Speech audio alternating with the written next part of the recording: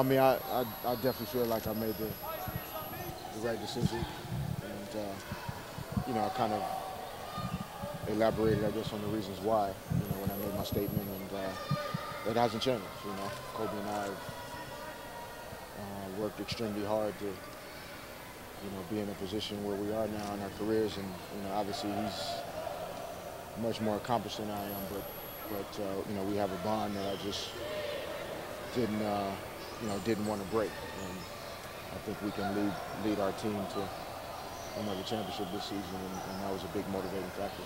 Were you guys in pretty strong contact each day as the process went along, or Yeah, how yeah. did that kind of play out? Um, well, I just, told him that I would, keep him in the loop in terms of, anything that he didn't know that was going on, that maybe he hadn't heard or read or whatnot. I would keep him in the loop. And I mean, we have the same agent, so there will be some things that he'll just kind of pick up, in conversation. But we talked for the most part on a daily basis, and I just felt it was important for him to understand my thoughts as the process unfolded, and so that if I did choose to go somewhere else, if I wanted anybody to understand it fully, I wanted him to understand it. When Kobe reached out to you, what was his main point about this? He really didn't try and sell me on it. I think he understood, as well as I understood, there really didn't need to be a sales job on his part. It was really more so as friends, just kind of staying in contact, and me keeping him abreast of what I was experiencing just as a friend. There really wasn't a lot of talk about the basketball aspect of it. How tempted, how close were you to taking something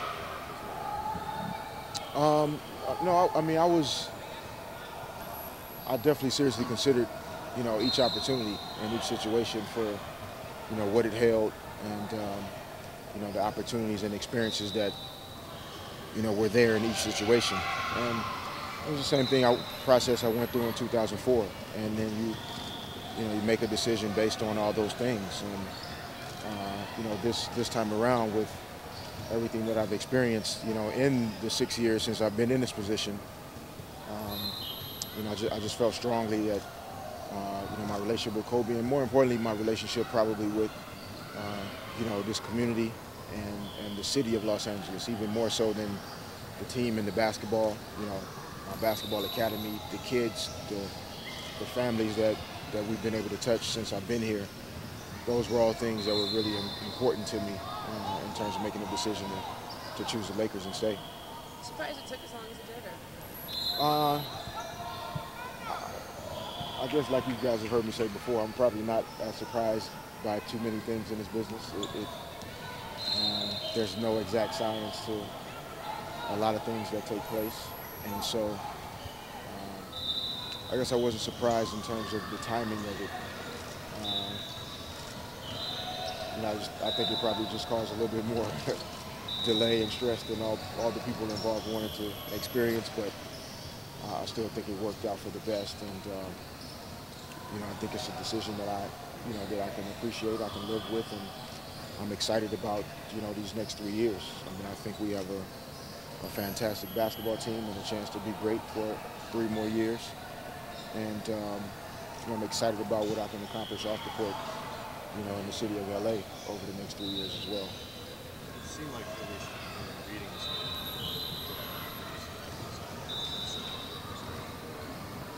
that a fair? I guess maybe some frustrations in terms of,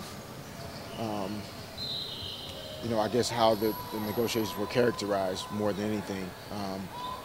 Other than that, I wasn't overly frustrated with any particular part of it, any particular experience. Just I was, I guess, surprised to learn how much influence you guys really do have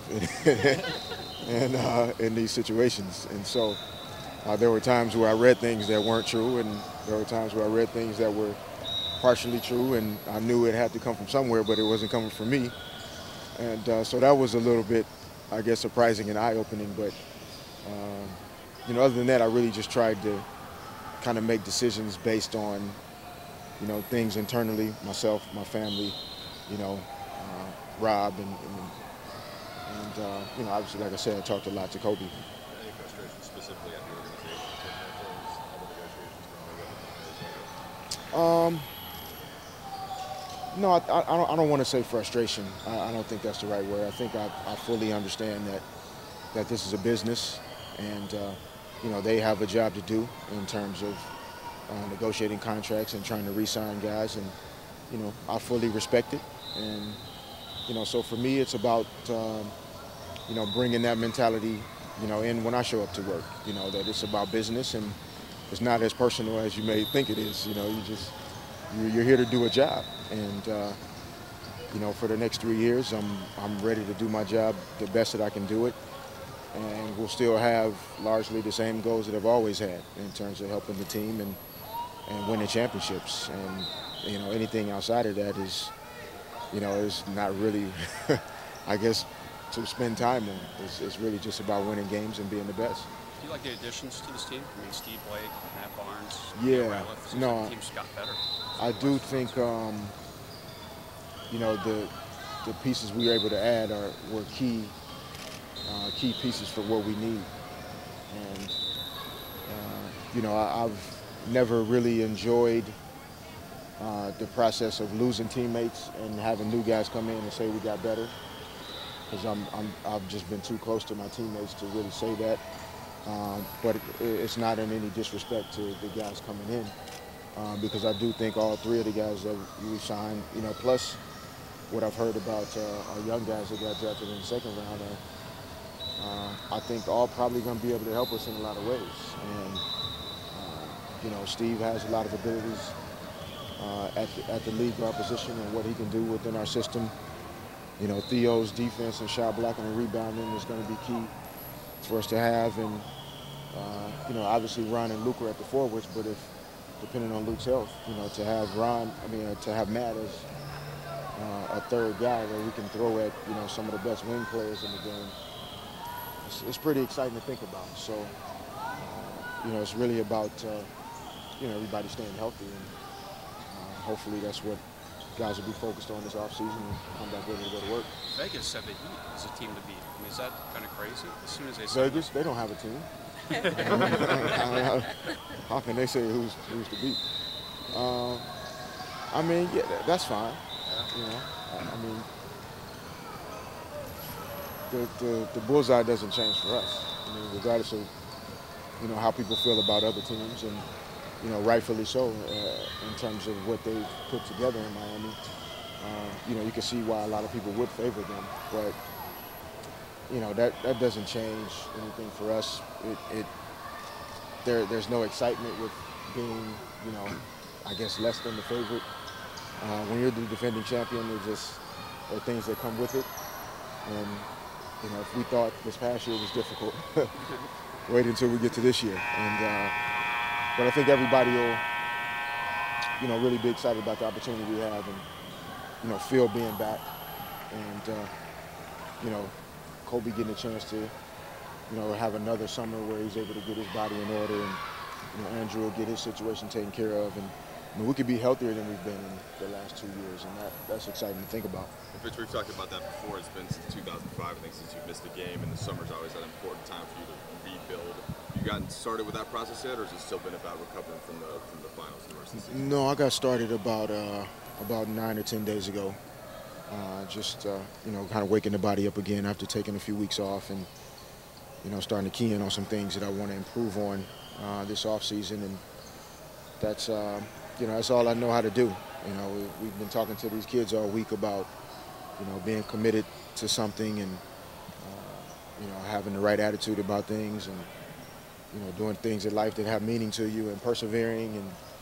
And a kid asked me yesterday about how do you overcome criticism, and there's just been a lot of things that we've talked about this week, and so I would never feel comfortable trying to teach these kids things that I'm not living myself. So I'm right back at it. I'm committed to being the best that I can be.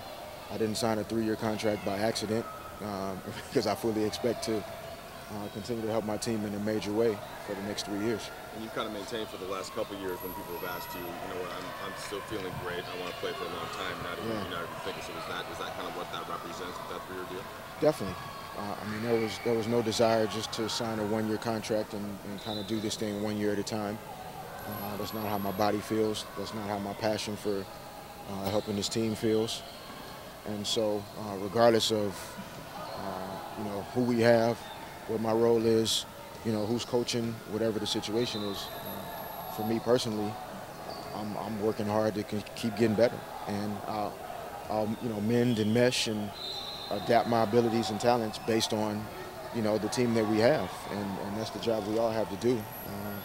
In the off season as well as during the season, is just to regardless of who you are, just come together for the common goal, and that's winning titles. During this whole free agency process, were there any points during that time where you were leaning toward another option as opposed to saying, no, let's go, or it's just a matter of just keeping all options? Yeah, no, for me it was just about keeping every option open and being, really respectful to the other coaches and general managers that I spoke with. 'Cause that was something that I had to make sure everybody understood. I think there was an assumption that I was just going to re-sign with the Lakers before the process even started, and I wanted to make sure that all the teams that I spoke with understood that I consider myself a full free agent, as not handicapping myself to just stay in one place. And I just think from a business standpoint, that's an important thing to do, and that's what I would teach my kids to do. If you have a contractual obligation, you fulfill it, and you do the absolute best you can during that obligation. And then once that's over, you take a step back and look at everything that you've accomplished, haven't accomplished, and what other things you want to accomplish in the future, and then pick the best situation for those things. And I feel like I chose Los Angeles. I chose to remain in a city where I've just had a great relationship, and this city's been more than great to me. And I've spent my entire adult life here, and it feels like home. So there was a lot of it outside of just the Lakers that really factored into my decision, and I feel like I made the right decision. I feel like it sounds like you made a life decision instead of maybe a basketball decision. You feel like you had to sacrifice a little to do that? Yeah, I mean, I think every decision I make, for the most part, is a life decision. I've really never considered myself to just be a basketball player. So even had I chose to go elsewhere, it would have been a life decision.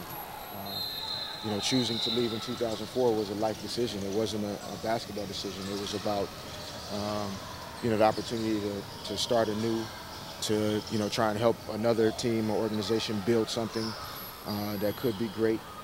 And so this time around, I had those same thoughts. What things can I continue to accomplish on the court, off the court? What goals I have after my career is over? And what relationships I have, on the personal and business level. And basketball is always the #1 priority outside of, my faith in my family in terms of where my focus is. But it was definitely a life decision and not just a basketball decision. But I appreciate you guys, support throughout the process, and we'll get a chance to talk, I guess, many more times over the next few years.